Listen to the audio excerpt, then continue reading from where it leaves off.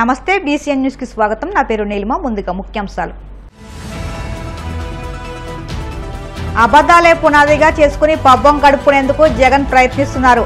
మాజీ సీఎంపై మంత్రి కొలుసు పాదసారథి తీవ్ర విమర్శలు. గత వైసీపీ హయాంలో ఉత్తరాంధ్రను ఉత్తుత్తి ఆంధ్రాగా మార్చేశారు. జగన్పై ఎంపీ కలిశెట్టి అప్పలనాయుడు విసుర్లు. గోవా గవర్నర్గా నియమితులైన తర్వాత తొలిసారిగా సింహాద్రి అప్పాను దర్శించుకున్న అశోక్ గజపతిరాజు. ఆలయ మర్యాదలతో స్వాగతం పలికిన అధికారులు.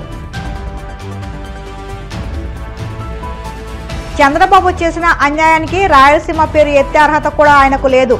మండిపడ్డ వైసీపీ ప్రధాన కార్యదర్శి గడికోట శ్రీకాంత్ రెడ్డి.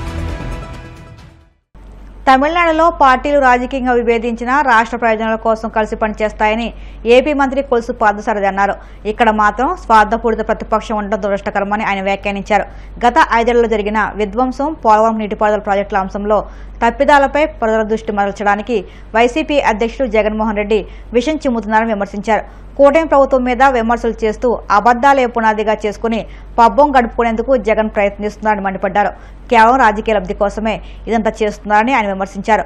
గత టీడీపీ ప్రభుత్వ హయాంలో 70% పోలవరం ప్రాజెక్టు పూర్తి చేసిన గత జగన్ సర్కార్ ప్రాజెక్టు పూర్తి చేయలేకపోయిందని ఎద్దేవా చేశారు. రీజనల్ పార్టీస్తో రాజకీయం చేసే రాష్ట్రం తమిళనాడు. అక్కడున్న 2 ముఖ్య పార్టీలు డిఎంకే, ఏడీఎంకే కూడా చాలా తీవ్రంగా పోరాటం చేసుకుంటూ ఉంటాయి. కానీ దేశంలో మిగతా రాష్ట్రం వాళ్ళందరికీ తెలిసింది ఏంటంటే, రాష్ట్ర అభివృద్ధి విషయంలో కానివ్వండి, రాష్ట్ర ప్రయోజనాల విషయంలో కానివ్వండి, వాళ్ళకి ఎన్ని విభేదాలున్నా కూడా కలిసి బాధ్యతతో పనిచేస్తారు అనేది మన దేశంలో అందరూ కూడా భావిస్తూ ఉంటారు.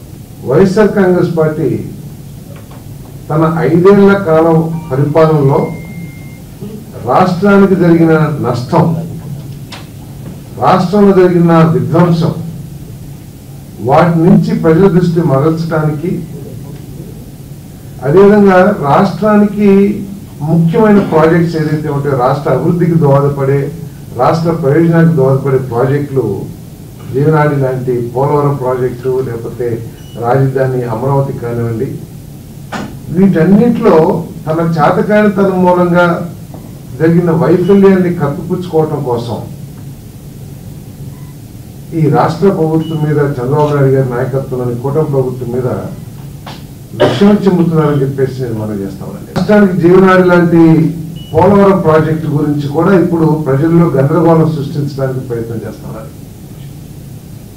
ఇప్పుడేదో కొత్తగా దాన్ని డిజైన్ చేస్తున్నట్లు, దాని డిజైన్స్ లో మార్పు చేర్పులు చేయడానికి అవకాశం ఉన్నట్లు, ఈరోజు దాని హైట్ కి సంబంధించి రకరకాల గందరగోళాన్ని సృష్టించడానికి అబద్ధాలు పునాదిగా చేసుకుని ప్రభుత్వం మీద విమర్శలు చేసి ప్రజలలో గందరగోళం సృష్టించి రాజకీయ లబ్ధి పొందడానికి జగన్మోహన్ రెడ్డి గారు ప్రయత్నం చేస్తారని చెప్పేసి మనం చేస్తాను.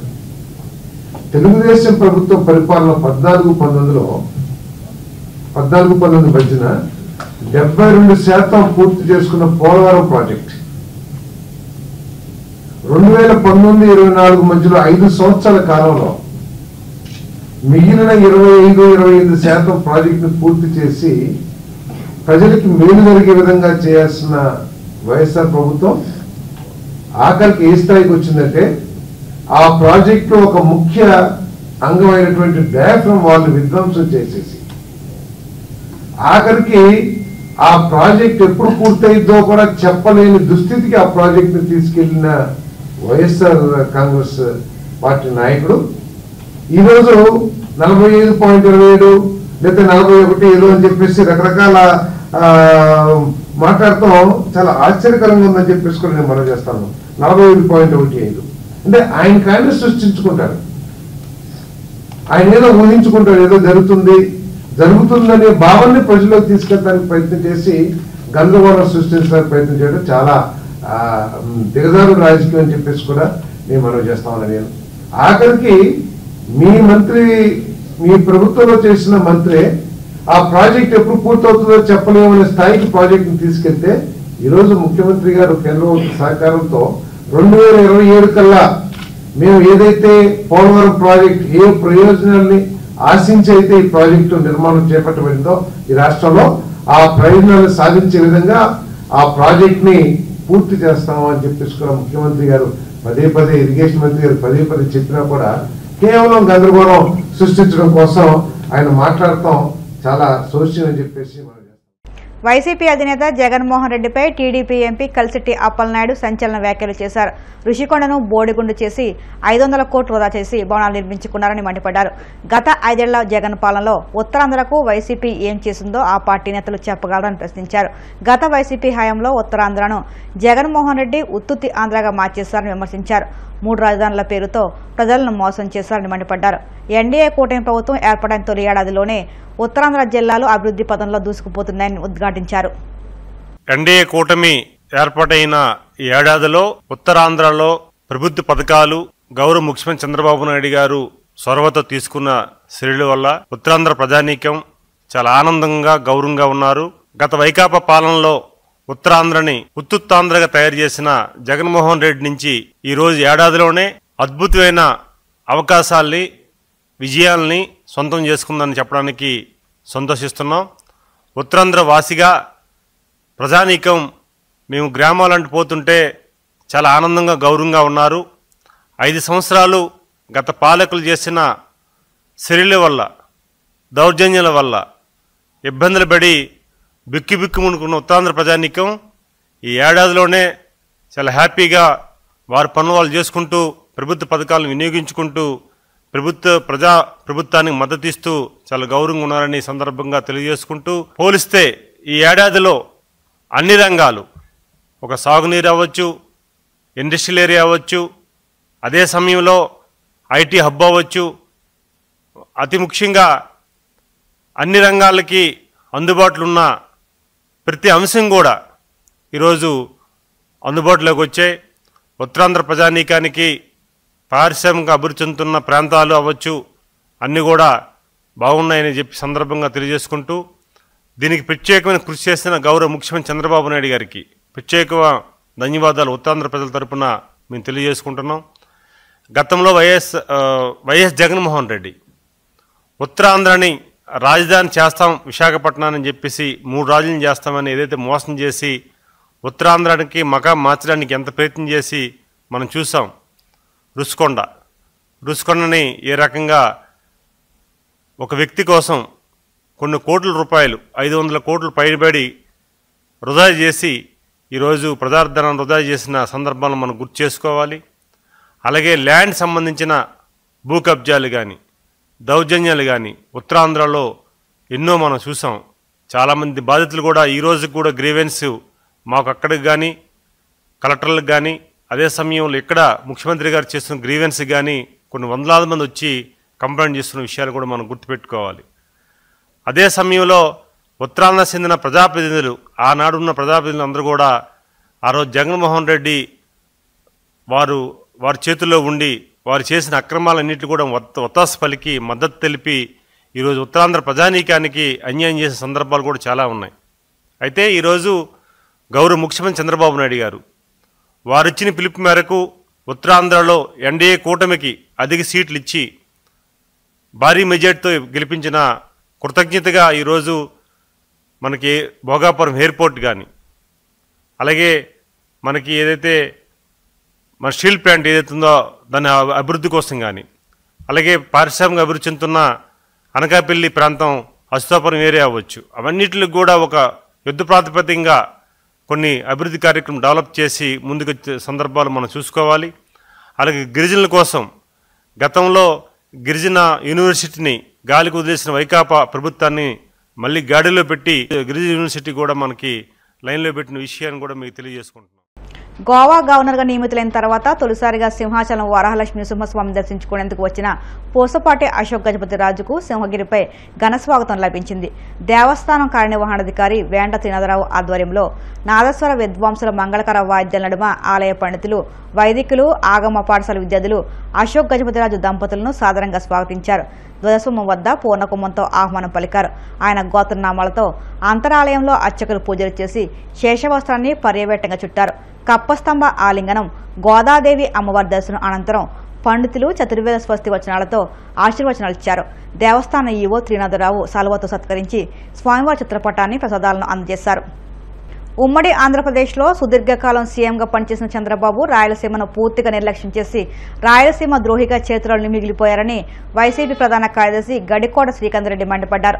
కర్నూలు జిల్లా పార్టీ కార్యాలయంలో జిల్లా అధ్యక్షులు ఎస్వి మోహన్ రెడ్డితో కలిసి ఏర్పాటు చేసిన మీడియా సమావేశంలో ఆయన మాట్లాడుతూ చంద్రబాబు చేసిన అన్యాయానికి రాయలసీమ పేరు ఎత్తే అర్హత కూడా ఆయనకు లేదని ఆగ్రహం వ్యక్తం చేశారు. సీమలో సాగు, తాగునీటి అవసరాలను తీర్చడం కోసం చంద్రబాబు రాజకీయ ప్రస్థానంలో కనీసం ఒక్క ప్రాజెక్టును ఆయన సాధించారని ప్రశ్నించారు. నేడు రాయలసీమను రతనాల సీమ చేస్తానంటూ ఈ ప్రాంత ప్రజలను మోసం చేసేందుకు సిద్ధమయ్యారని ధ్వజమెత్తారు. భగవంతుడు ఎక్కువ కాలం ఉమ్మడి రాష్ట్రానికి కానీ విడిపోయిన రాష్ట్రానికి కానీ ఎక్కువ సమయం ముఖ్యమంత్రిగా ఉండే అవకాశాన్ని గౌరవ చంద్రబాబు నాయుడు గారికి ఇచ్చారు.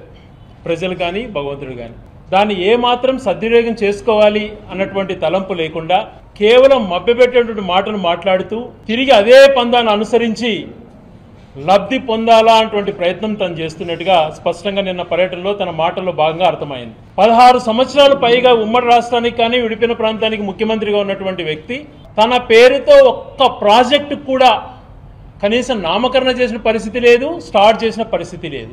రాయలసీమను సస్యశ్యామలం చేసేస్తాను, రాయలసీమను రతనాల సీమ చేస్తానని మాటలు మాట్లాడాడు. నిజంగా ఆశ్చర్యం వేస్తుంది. తన యొక్క ధైర్యాన్ని కానీ తను మాట్లాడే విధానాన్ని కానీ చూస్తే ఆశ్చర్యం వేస్తుంది. సుదీర్ఘ అనుభవం ఉన్నటువంటి రాజకీయ నాయకుడిగా పేరు చెప్పుకుంటాడు, కానీ చిత్తశుద్ధి తనకి ఏమాత్రము లేదు అని అనేక సార్లు నిరూపణ అయింది. గతంలో ఉమ్మడి రాష్ట్రంలో కాంగ్రెస్ హయాంలో శ్రీశైలం ప్రాజెక్టు కానీ నాగార్జున సాగర్ ప్రాజెక్టులు కానీ అనేకమైనటువంటి రూపకల్పన చేసి కంప్లీట్ చేసి ఈ రాష్ట్రాన్ని అన్నపూర్ణ రాష్ట్రంగా తీర్చిదిద్దారు. తర్వాత గౌరవ ఎన్టీ రామారావు గారు వచ్చిన తర్వాత తెలుగంగా ప్రాజెక్ట్ టేకప్ చేయడమే కాకుండా హంద్రీనీవా జిఎన్ఎస్ఎస్ పేరు నామకరణం చేశారు, శంకుస్థాపన చేశాడు. దాన్ని ముందుకు తీసుకెళ్లే ప్రయత్నంలో భాగంగా ఆయన కూడా ముందుకు తీసుకెళ్లలేకపోయారు. తర్వాత ఎన్టీ రామారావు గారిని వెన్నుపోటు పొడిచి దించిన తర్వాత ఉమ్మడి రాష్ట్రంలో 10 సంవత్సరాలు సుదీర్ఘంగా ముఖ్యమంత్రిగా పనిచేసినటువంటి చంద్రబాబు నాయుడు గారు కనీసం ఇరిగేషన్ మాట ఎత్తకుండా తన ఆత్మకథలు రాసుకుంటూ వ్యవసాయం దండగా, ఉద్యోగాలు ఇవ్వడం దండగా అని మాట్లాడినటువంటి వ్యక్తి ఈరోజు చిలక పలుకులు పలుకుతున్నాడు. నేనే కంప్లీట్ చేస్తున్నాను, నేనే మొదలు పెట్టాను అన్నట్టుగా. ఆ 10 సంవత్సరాలు ఒక్క ప్రాజెక్ట్ టేకప్ చేయకపోవటం వలన తెలుగంగానే అట్టే వదిలేశాడు. గాలేరు నగిరి, హంద్రీనీవాను కనీసం వద్దు అని మాట్లాడాడు. అప్పుడు కనీసం తను ప్రాజెక్ట్ని ఒక 5% చేసింటే కూడా ఈరోజు మిగులు జలాలు కాదు, అష్యూర్డ్ నికర జలాలు ఆ ప్రాజెక్టులకు కేటాయించబడేటివి. పూర్తి ద్రోహం చేసి మోసం చేశాడు. అటువంటి పరిస్థితులలో రాష్ట్రం ఉన్నింది. మోసం చేయడమే కాకుండా ఎన్టీ రామారావు గారు 40 టీఎంసీలతో హెచ్ఎన్ఎస్ఎస్ చేయాలి అనేటువంటి సంకల్పంతో ఆయన జీవో ఇస్తే వెన్నపోటు పొడిచి ముఖ్యమంత్రి అయిన తర్వాత గౌరవ చంద్రబాబు నాయుడు గారు దీనికి గౌరవ చంద్రబాబు గారు సమాధానం ఇవ్వాలి. వాళ్ళ పార్టీ వాళ్ళు సమాధానం ఇచ్చినా, వాళ్ళ పార్టీ వాళ్ళు దీనిపైన మాట్లాడాలన్నా ఏ వేదిక పైన మేము సిద్ధంగా ఉంటాం. ఆయన ఒక జీవో ఇచ్చారు. ఎప్పుడు 1998 మే 6న ఆ జీవో కాపీ గౌరవ మీడియా మిత్రులకు కూడా షేర్ చేయబడబడుతుంది. ఆ జీవో ఆయన ఏమిచ్చారంటే ఇది సాధ్యపడేటువంటి ప్రాజెక్టు కాదు హంద్రీనీవా, ఇది అప్పుడు ఏదో 40 టీఎంసీలు అన్నారు, అది చేసేటువంటి పరిస్థితి లేదు, అది కేవలం త్రాగునీటికి వాడుకుందాం, 5 టీఎంసీలకు కుదించి జీవో ఇచ్చాడు. శంకుస్థాపన చేశాడు 98లో ఎలక్షన్స్ ముందర. ఇప్పుడు కాసేపు ప్రకటనలు.